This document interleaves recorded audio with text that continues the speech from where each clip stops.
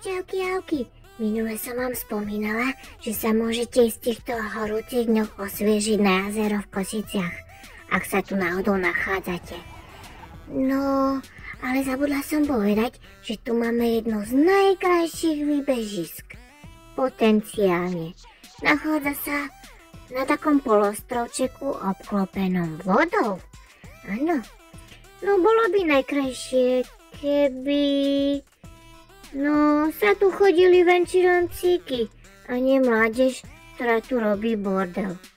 No a po vydatnom tréningu si môžete ísť aj zaplávať. No, ale pozor na lyžiarov a háčiky, lebo kedysi tu bol rajón pre rybárov.